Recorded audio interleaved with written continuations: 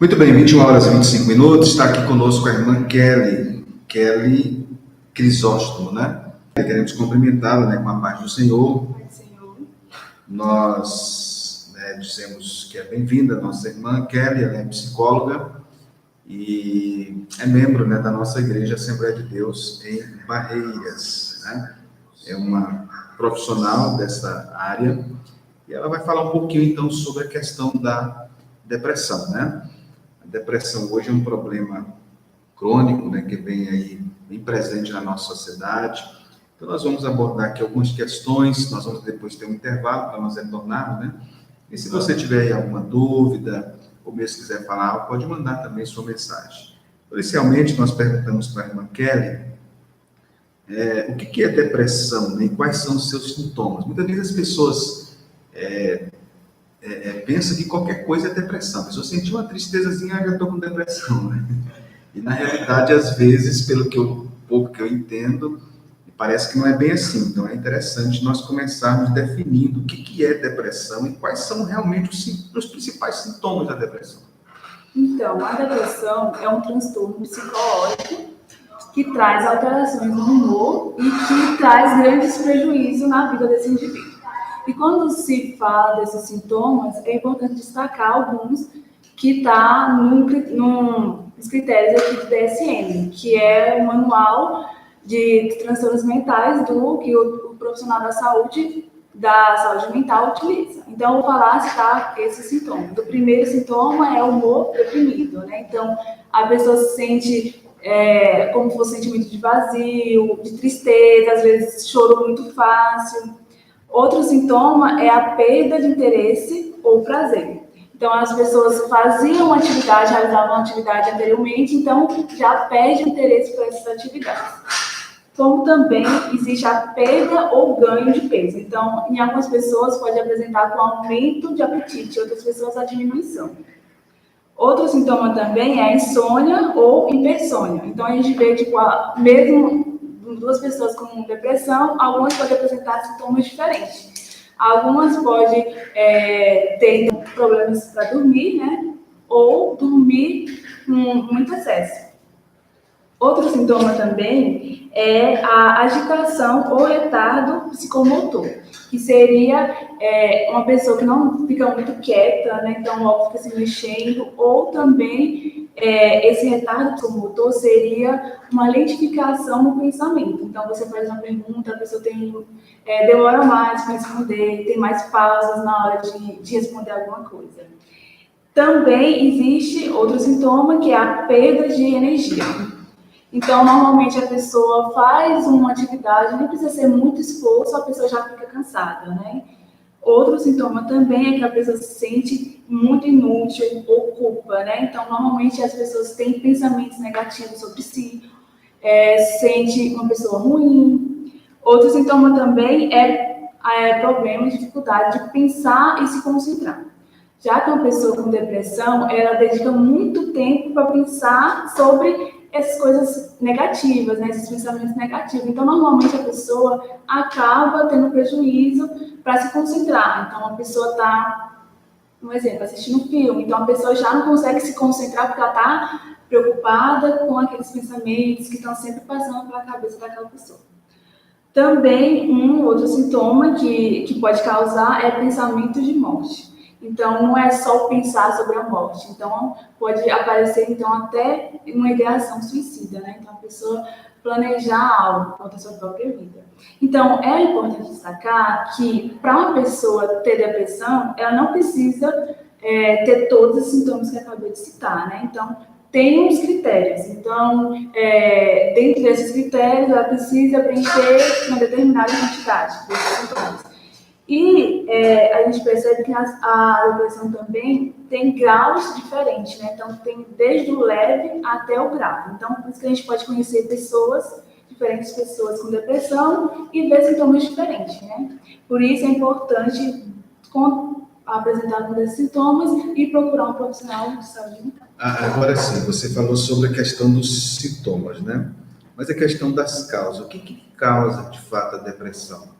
Então, há vários fatores que podem influenciar. Fatores genéticos, fatores ambientais, fatores temperamentais também. Então, tudo isso vai influenciar. Então, uma pessoa pode ter predisposição para depressão e não apresentar ao longo da vida, né? E talvez diante de uma situação, ela interpreta aquela situação e pode apresentar. Então, tem vários outros fatores, neurotransmissores, então há vários fatores que influenciam. Então tem uma questão genética também. Quer dizer, tem. Se a pessoa teve um pai, uma mãe depressivo, há uma possibilidade Sim, de porque o ambiente que estamos inseridos influencia as nossas formas. E que você comentou aí sobre os graus de depressão e que os sintomas não são todos ao mesmo tempo, né? Eu iria até comentar sobre isso, mas você já respondeu a minha pergunta. Mas ficou uma dúvida, seria bom a gente saber quais são aqueles sintomas iniciais, né, do grau 1, talvez, não sei como é que se chama, né, aquele momento inicial da depressão, quando a depressão está nascendo, né, qual é esses principais sintomas que aparecem quando ela está surgindo, né? Porque não é qualquer tristeza que caracteriza a depressão, é isso? Sim. Então, normalmente, tem uma pessoa, um dos principais sintomas que precisa ter para levantar uma hipótese é a questão do humor deprimido. Então, isso a gente, normalmente as pessoas ficam tristes, mas a intensidade, né, a constância não é tão frequente. Então, uma pessoa com depressão normalmente fica quase todos os dias com esse humor deprimido, com essa perda de interesse para as atividades. Não é um dia, hoje amanheci e estou um pouco triste. Não é só isso, né? Então, é algo muito constante e muito intenso. A irmã está falando do ponto de vista, né, profissional. Nós aqui é um programa evangélico. Nós podemos também afirmar, né, que na Bíblia nós tivemos algumas pessoas que tiveram sintomas de depressão. A Bíblia não é um manual de psicologia, de psicanálise, mas na Bíblia nós tivemos algumas pessoas que tiveram também alguns sintomas, né, como Elias, Moisés, em determinados momentos, ele achou o seu carro pesado. Jó foi muito pressionado também. O próprio Jonas chegou a dizer que era melhor, Elias disse que era melhor morrer do que viver. E Jonas também passou por uma situação muito forte, né? No finalzinho do livro de Jonas fala sobre isso. Enfim, então nós tivemos o profeta Jeremias escreveu um livro todo só falando de choro. Uma pessoa quando chega a escrever um livro todo só falando de choro, ele chorou tanto que o livro foi chamado de Lamentações de Jeremias. Quer dizer, quando a pessoa chega a escrever um livro, e o nome do livro é Choro, Lamentações, então isso mostra. E Jesus também passou pelo Getsemane, né? Jesus passou pelo Getsemane. Então, isso mostra como que as personagens da Bíblia eram também humanas, né? Eu queria fazer uma pergunta. Quais os fatores da vida pós-moderna que favorecem o surgimento da depressão, né? Nós vimos aí que desde os tempos bíblicos a depressão já existia, né? Mas hoje existem fatores que não existiam naquela época. E qual desses fatores do tempo pós-moderno que poderia trazer ou provocar uma depressão? Então, como eu tinha falado anteriormente, antes de só para avisar a questão dos fatores ambientais. Então, como influencia muito, então, a gente vê que a sociedade, o retrato da sociedade vai influenciar nesses altos índices de pessoas com depressão.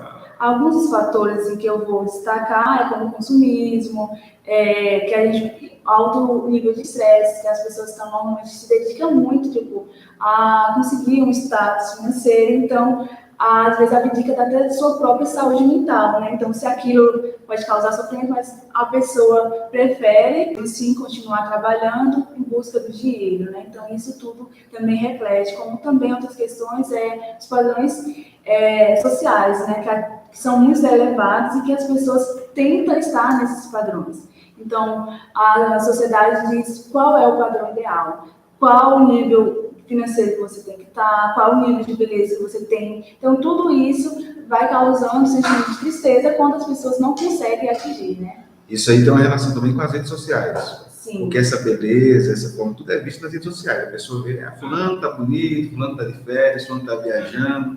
Ou seja, a rede social, de uma certa forma, trouxe maior visibilidade a essas questões. Sim. Né? Porque as pessoas entram no Instagram, entram no Facebook e vê só pessoas felizes, pessoas viajando, então fica se comparando com as pessoas que estão em níveis totalmente diferentes, né?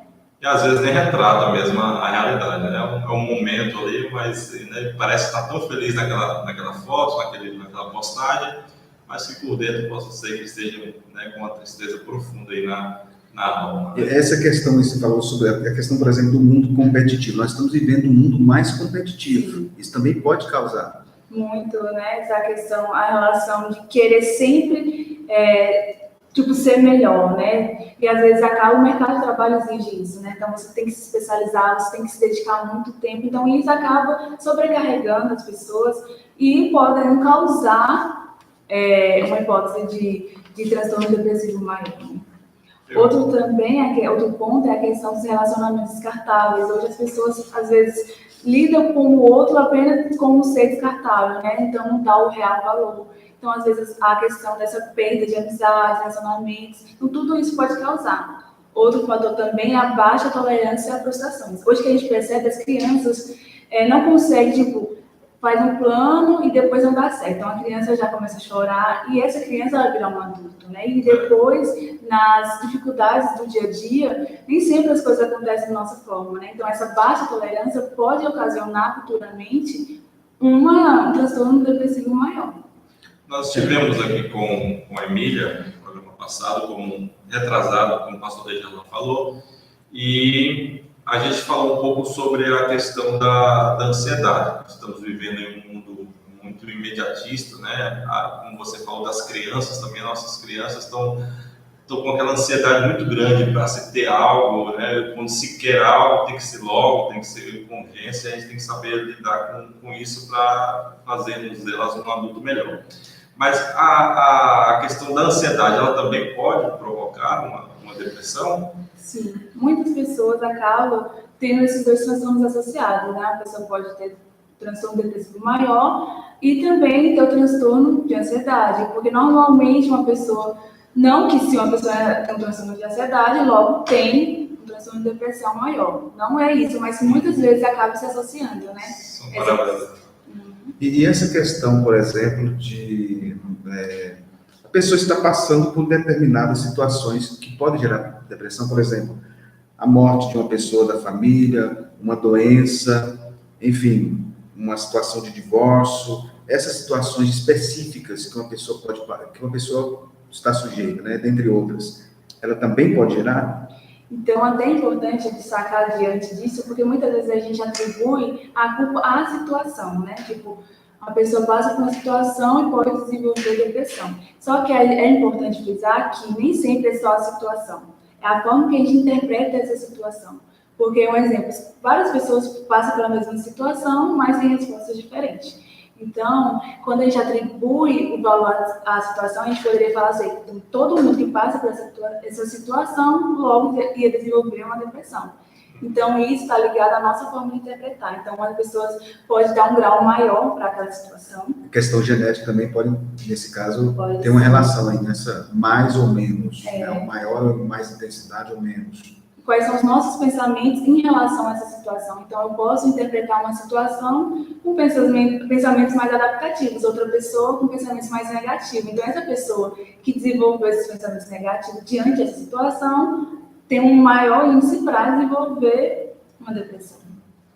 Agora, nós perguntamos então o seguinte, o que diferencia a depressão de uma tristeza comum? Porque às vezes as pessoas hoje, elas sentem assim, tristeza, né, por uma coisa natural, comum, e às vezes a pessoa já classifica como depressão. Parece que a palavra depressão está muito na moda, né?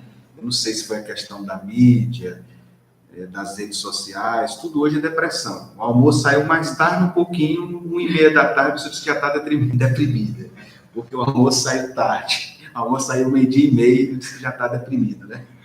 Então, às vezes, qualquer coisa a pessoa diz que está em depressão. Então, assim, como é que a gente pode, então, assim, diferenciar uma tristeza comum de fato uma depressão? Não sei sentir quando você falou dos sintomas, mas eu queria que você abordasse assim, essa questão para diferenciar, né, com mais precisão.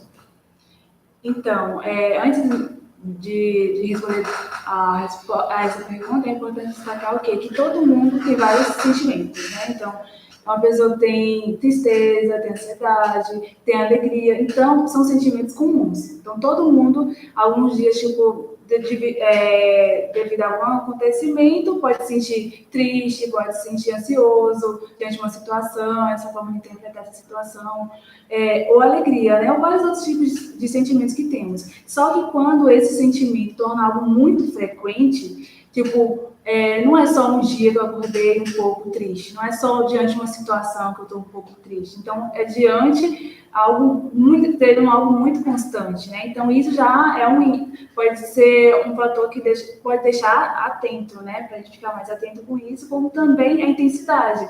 Então, às vezes a gente sente um pouco triste, mas não se compara a uma tristeza de uma pessoa com um transtorno depressivo maior.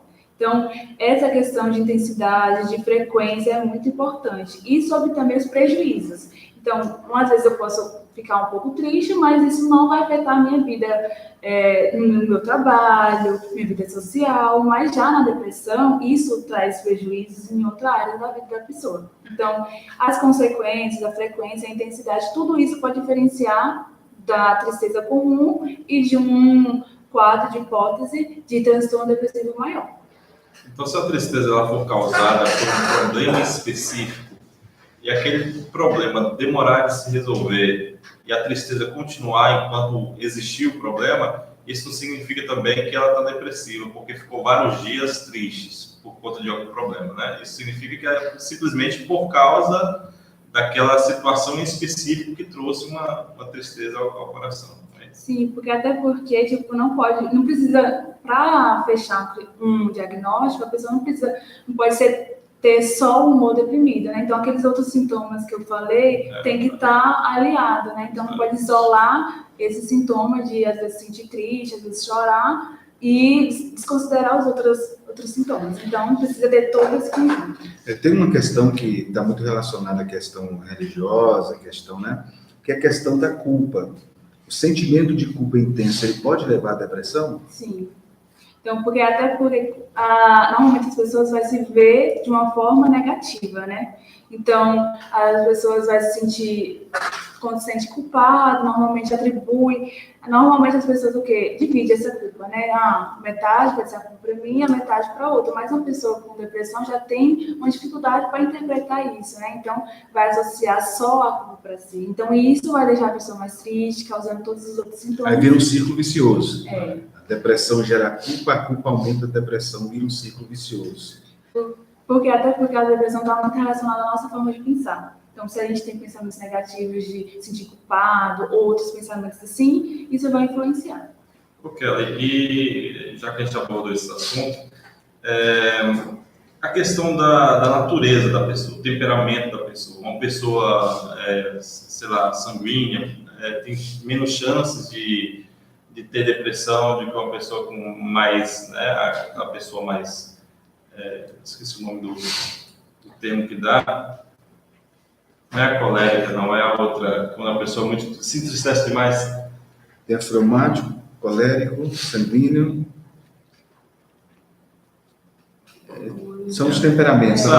Questão dos temperamentos, resumindo, né? A questão dos temperamentos. Existe a possibilidade de um temperamento trazer uma chance maior de depressão do que um detrimento da outra?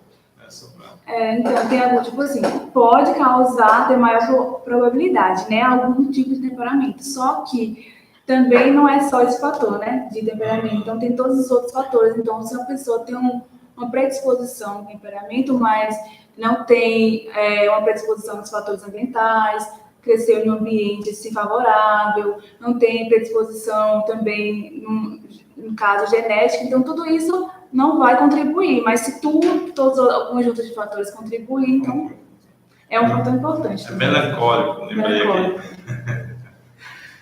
Em relação, hoje, né, a criança, por exemplo, ela pode ter depressão também, ou essa questão da depressão está relacionada a adultos, mas crianças, adolescentes, as outras faixas etárias, idosos também, terceira idade, né? Pode ter depressão também? Sim, pode. Às vezes a gente pensa que tipo, uma criança, um adolescente pode estar imune a esses transtornos, né? Mas também uma criança pode ter depressão, só que acaba sendo que o diagnóstico torna-se mais difícil, porque uma criança, às vezes, não tem a habilidade ainda de descrever o que está sentindo, né? Então, quando você vai atender uma criança, às vezes a criança não vai falar, eu estou triste, hoje eu amanheci triste, mas, então, essa dificuldade de escrever vai dificultando, né? Então, os pais precisam estar atentos, né, sobre o humor, e normalmente nas crianças apresenta mais irritabilidade.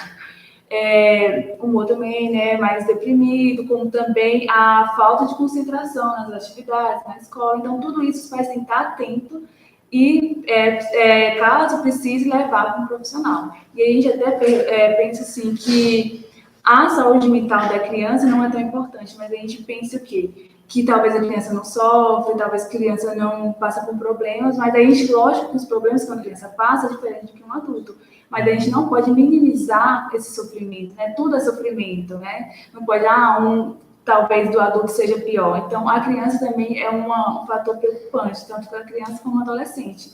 E em questão de prevalência, normalmente, assim, os índices comprovam que normalmente se inicia no início da adolescência. Então, é um fator também que a gente tem que estar atento, os adolescentes, com as crianças, para, caso apresentar algum sintoma desse, buscar logo o tratamento. Um dos fenômenos que acontece hoje é a questão da adultização precoce, né? As crianças, às vezes, são adultizadas de forma precoce. Essa cobrança muito grande da criança, pelo fato dela ser adultizada de forma precoce, pode criar essa predisposição? Pode, porque a gente vê muitas vezes as crianças têm muitas atividades para fazer, cobram muito, a criança faz um... Não que colocar as crianças em cursos de inglês, informática, não seja bom, mas a criança também tem aquele momento de brincar, né? Então, às vezes, acaba sendo que as crianças são tiradas das crianças desse momento. Então, tudo isso pode ser precipitante para o desenvolvimento de uma depressão. E no caso da igreja evangélica, nessa adultização precoce, acontece com o quê? Pregadores mirins, né? Sim. É muito comum as pessoas verem a pessoa tem bebê ainda já vestido de paletó e gravata, né? Ao invés de estar de fralda, está de paletó e gravata, e alguns já chamam de pastorzinho e acham engraçado. Quer dizer, a nossa sociedade, até dentro da igreja evangélica, às vezes te cria essa atitude, né? Que é engraçado, que é bonito, que é o pastorzinho, mas a gente deve ter um pouco de cautela em relação a isso, não adultizar a criança de forma precoce. A igreja evangélica, às vezes, de uma certa forma, não tiver cuidado, faz isso, né? E acaba até cobrando demais, né? Porque uma criança, às vezes, como é que você, tipo, um exemplo, né? O filho do pastor está fazendo tal coisa. Você é pregador e está fazendo isso. Você é pregador e está fazendo tal coisa. Então, às vezes, a criança, né, está vivendo simplesmente a fase dela. Então, às vezes, a gente tem que respeitar um pouco cada fase, não querer pular numa fase, né? E a questão também do cristão, né? Nós vemos muito versículo aí, vinde a mim, todos que estão cansados e oprimidos, eu vos aliviarei, estarei convosco todos os dias, até a consumação dos séculos. Dá a entender de que é difícil o cristão ter depressão, né? E isso retrata a realidade mesmo de hoje. O cristão pode ter depressão, a quantidade de cristãos deprimidos é um percentual muito alto, é baixo. Então, o que você teria para nos dizer acerca disso? Então, sim, o cristão pode ter depressão, né? E é importante até, assim, frisar um pouco sobre isso, porque às vezes as pessoas pensam o quê? Que um cristão com depressão, então, é uma pessoa sem Deus, uma pessoa que está fraca na fé. E às vezes, com uma pessoa que está vivendo em sociedade, está sujeita a qualquer problema, né, que acontece. Então, como um cristão pode ter câncer, como um cristão pode ter problema, uma deficiência, um cristão também pode ter está sujeito a uma depressão. Então, às vezes, a gente percebe que alguns cristãos ficam até com vergonha de falar na igreja, de pedir ajuda quando tem uma depressão, porque normalmente muitas pessoas falam, não, então essa pessoa está com um momento difícil. Acessou até os demônios, né? Associa às vezes a demônios, né? A pessoa tem vergonha de dizer, porque se você não está com depressão, ele está endemoniado. Então, às vezes, a pessoa associa muito com isso, e às vezes, quer dizer, isso às vezes piora a situação, né? Porque a pessoa já está nessa situação, mas tem vergonha de se expor, de falar, de buscar ajuda, e aí acho que contribui para piorar. E até, impede muitas vezes de procurar um profissional, né? Então, quando a gente pensa, uma pessoa que está com câncer, o que você vai falar? Procura um médico, né? E às vezes uma pessoa que está com depressão, as pessoas falam, não precisa ir no psicólogo. Para que você vai no psicólogo? Então a gente vê uma diferença, né? Quando uma doença física, é importante buscar um médico. A pessoa vai para o hospital buscar um médico. Agora, quando é doença mental, a pessoa não precisa que vai curar, né? Então, sem ir num profissional. Então, às vezes, é importante a igreja falar sobre isso, né? Até para incentivar os seus membros a, caso algum está dentro desse quadro depressivo, procurar um profissional especializado. Por isso o índice está tão alto, então, de depressão, né? Porque são poucos os que têm essa consciência de que é uma doença e que precisa ser tratada também como uma doença física. É claro que nós, como cristãos, nós temos também no valor terapêutico, né, da Bíblia, o aconselhamento bíblico, o aconselhamento pastoral. A Bíblia tem um valor terapêutico, né? Nós vemos assim.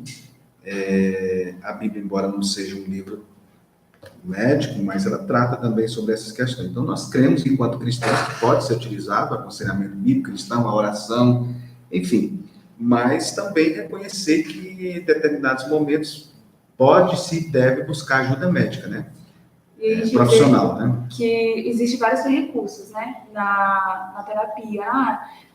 Um recurso pode ser, um exemplo, familiares, amigos, e quando se trata de um cristão, pode ser, então, que é essa fé em Deus. Então, isso pode fortalecer e ajudar esse processo, né? Então, lógico que na psicologia a gente não pode incentivar nenhuma religião, né? Porque tem um código de ética, mas se a pessoa, aquilo faz parte do contexto dela, já tem fé em Deus, então, pode ser que ela, buscando cada vez mais, pode ajudar e contribuir para facilitar nesse processo.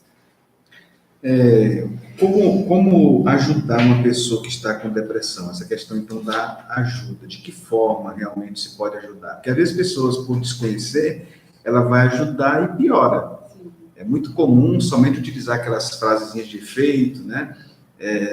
Não, vai melhorar, vai isso. E, às vezes, se não souber ajudar, às vezes, só utilizando frases de efeito, faz piorar. Porque a pessoa, não... vai melhorar e não melhora. Então, assim, como de fato a gente pode ajudar? Então, é importante sempre estar atento, né? Tipo, nas pessoas ao nosso redor, não procurando diagnosticar, porque às vezes as pessoas utilizam do conhecimento, né? Na busca do conhecimento para ficar querendo diagnosticar qualquer pessoa, né? Tal pessoa está um pouco triste, ela tem depressão. Então, a gente não deve utilizar o conhecimento que temos para querer ficar diagnosticando, né? Mas incentivar essa pessoa a procurar um profissional especializado para, então, procurar tratamento, como também é importante as pessoas desenvolver empatia, né? Se colocar naquela situação daquela pessoa, ter maior compreensão, porque às vezes as pessoas começam a minimizar o sofrimento. Como é que tantas outras pessoas têm tantos problemas, estão nesse estado, e você só porque está passando nisso, então isso não vai ajudar a pessoa, né? Então ela fala assim, nossa, então todo mundo, se estivesse aqui, poderia estar diferente e eu não consigo. Então é apenas piorar aquele sentimento. E também é importante dedicar mais tempo, né? Então, se você vê um amigo que está nessa situação, conversar mais com essa pessoa, né? Oferecer ajuda. Então, isso tudo pode contribuir. A questão do tratamento da depressão, tanto como você, como psicólogo, atendendo alguém, né? Quais seriam ali os principais atitudes a serem tomadas para tratar a depressão, tanto também como o automedicar, né? Eu já ouvi dizer que o primeiro passo para se tratar uma depressão é você reconhecer que está deprimido ou tem uma possibilidade de depressão. O reconhecimento o primeiro medicamento a ser tomado, vamos dizer assim. Eu queria que você falasse um pouco sobre essa forma de tratar a depressão. Isso até é importante, porque se uma pessoa não reconhece que está nesse quadro, ela não vai procurar ajuda, né? Não vai procurar ajuda de um profissional. Então, não tem como o psicólogo ir lá, né, bater na sua porta e te ajudar. Então, esse reconhecimento é fundamental. E em relação ao tratamento, então pode ser tanto tratamento terapêutico, né, com um psicólogo ou psicóloga, como também tratamento medicamentoso, que é o psiquiatra que faz. E pode aliar os dois, se caso necessário, porque algumas pessoas têm um transtorno depressivo maior e não precisa tomar nenhum medicamento. E aí é importante, eu vou falar um pouco sobre como é que o psicólogo trata, né, então, uma pessoa com depressão. Na psicologia, tem diferentes tipos de abordagem. A abordagem que eu sigo é a terapia cognitivo-comportamental. Então, se a pessoa perguntar sobre o tratamento com uma pessoa, um psicanalista, vai ter uma resposta totalmente diferente, né? Então, vai ver a forma de tratamento diferente. Então, eu vou responder de acordo com a TCC, que é a terapia cognitivo-comportamental. Então, a gente vai trabalhar primeiro compreender o funcionamento dessa pessoa. Então, a gente percebe que os pensamentos estão sendo alterados, né? Então, tem mais pensamentos negativos. E logo, esses pensamentos vão influenciar os sentimentos de tristeza e o comportamento. Normalmente se isola, passa a maior parte do tempo chorando. Então, na TCC, a gente tem um modelo cognitivo, que é a influência do comportamento, sentimento e pensamento. Então, se um está um pouco disfuncional, vai afetar o outro e o outro. Então, se os meus pensamentos são muito negativos, não vai afetar só os meus pensamentos, vai afetar o meu sentimento e logo o meu comportamento. Então, a TCC vai buscar o quê? Trabalhar um desses critérios que logo vai influenciar o outro. Então, utiliza intervenções tanto cognitivas, que vai trabalhar os pensamentos, porque às vezes a gente pensa, não pensa assim, não pensa tão negativo, mas é difícil controlar o pensamento, né? Quanto mais a gente fala, não vou pensar, você mais dedica mais tempo pensando, porque você está lá pensando em estratégias para não pensar. Então, na terapia, a gente vai buscar o quê? Ajudar essa pessoa a achar alternativas, né? Quando eu tiver esse pensamento, como eu posso responder a esse pensamento? E até então mudar esses pensamentos, né? Então, tanto com a prática, vai utilizando para melhorar. E técnicas comportamentais, como a ativação comportamental, porque normalmente essas pessoas começam a ser muito inativas, né? Não fazem muitas coisas, então propor atividades que ela gostava de fazer para ter essa ativação comportamental. Então, vai trabalhar todo esse conjunto, sentimento, pensamento e comportamento. E é importante destacar que, às vezes, a gente desenvolve um plano, né? Então, o psicólogo desenvolve um plano. Só que algo que pode ser eficaz para uma pessoa não pode ser eficaz para outra, mesmo os dois tendo uma depressão.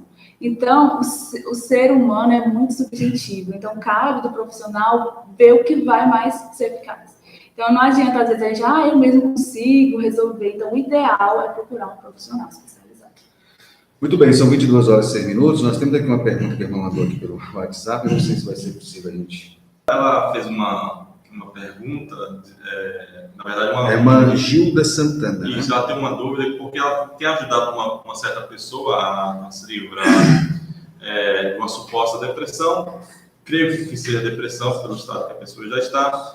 E a pessoa chegou a um determinado momento em que ela por mais que converse, por mais, né, que se exponha ali as suas dores, enfim, seus sentimentos, mas chegou um determinado momento que ela está querendo tirar a própria vida, porque diz que se fazer isso, a dor passa. Mas quando ela pergunta que dor é essa, a pessoa não consegue dizer, não consegue expressar que dor é essa. Então, que atitude tomar nesse momento? Como fazer para tentar sanar essa dor, descobrir essa dor? É mais ou menos isso que ela está querendo saber. A pessoa fala que tem uma dor e quer que essa dor passe, tira da própria vida, mas não sabe expressar, dizer o que dor é essa. Essa pergunta é da irmã Gilda Santana, de Cruz das Almas, lá de Cruz das Almas, Bahia, né? Então a gente percebe que quando a pessoa pensa chegar a esse ponto, né, de tirar a própria vida, ela está querendo sanar, tipo, o sofrimento. Só que, às vezes, a gente pode frisar para essas pessoas que quando ela tira a própria vida, ela vai causar sofrimento para as outras pessoas, né? Para seus familiares, seus amigos, que vão sofrer com a perda daquela pessoa. Então, um recurso que você pode utilizar até é, tipo assim, as pessoas utilizar desses recursos, seus familiares vão sentir falta, né? Como também, se essa pessoa for cristã, dependendo do seu nível de que fé essa pessoa tem, pode utilizar também, que é um recurso. E aí, porque a gente às vezes pensa assim, é porque a pessoa não quer descrever, mas às vezes as pessoas não foram tão, assim, como se eu falo, psicoeducadas para falar sobre os seus sentimentos. Então, as pessoas sentem, mas não conseguem escrever. Então, esse processo para aprender a falar, eu estou sofrendo por causa disso, leva um pouco de tempo, né? Então, tudo isso é importante essa pessoa procurar um profissional, porque ele vai ajudar ela a achar técnicas para descrever esses tipos de pensamento, esses tipos de sofrimento. Entendido. Muito bem, são 22 horas e 8 minutos, a conversa está boa, né? O assunto é importante, o assunto é relevante, mas, felizmente, nós temos, né, temos outras outros assuntos aqui a abordar, né? Outras participações.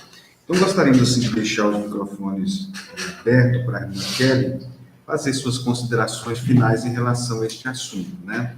Ela, enquanto profissional da área de psicologia, então gostaríamos de agradecer a irmã e que fizesse as suas considerações finais em relação ao assunto, talvez alguma pergunta que nós não fizemos, não abordamos, enfim. Então, fique aí à vontade para suas considerações finais. Então, eu só queria, finalizar com a questão que o profissional da área da saúde mental não vai procurar só, busca de cura, né? Muitas pessoas pensam, vai curar o meu sofrimento. Vai buscar propor a essas pessoas uma qualidade de vida, né? E minimizar esse sofrimento, diminuir esse sofrimento que as pessoas acabam tendo. Então, às vezes a gente busca por uma cura, busca por uma salvação, uma resposta pronta, mas a gente está ali para fazer com que a pessoa encontre essas soluções, né? O psicólogo, ele não vai no psicólogo para ele falar, você vai ter que fazer isso, isso e isso, porque cabe isso à própria pessoa, porque senão vai causar uma dependência, né? Sempre quando tiver um problema tem que buscar um psicólogo, não é isso que a gente tem nosso objetivo, é que a pessoa crie estratégia, ela mesma identifique e possa utilizar. Bem, então, irmã Kelly, nós agradecemos, né? A irmã, eu não sei se já tem assim, consultórios, se está atendendo, se alguém, né, deseja procurar aí a irmã Kelly como profissional, né, da área, se a irmã quiser, né, divulgar aí o seu trabalho, se tem algum lugar que a irmã está atendendo, né, quem sabe alguém possa ter ouvido, né, e possa se interessar também, né? Sim, já estou começando a atender na Clínica Supera, então alguém interessado pode entrar em contato, né, ou indo na própria clínica. Fica onde a clínica? Em frente à Praça das Corujas, acima da Ótica Diniz. Muito bem, então Clínica Supera. Então agradecemos a irmã Kelly Crisóstomo, ela é psicóloga, membro da nossa igreja Assembleia de Deus, aqui em Barreiras, né? E nós, então, agradecemos a irmã pela sua participação. Então, esse é o nosso quadro, Nossos Talentos. São aí irmãos que têm vindo participar, né? Na área do louvor, da pregação, e a irmã, no caso aqui, uma profissional da área da saúde, e colocando o seu talento também à disposição do Reino de Deus. Então, agradecemos a irmã Kelly, que Deus abençoe pela sua valiosa participação nessa noite.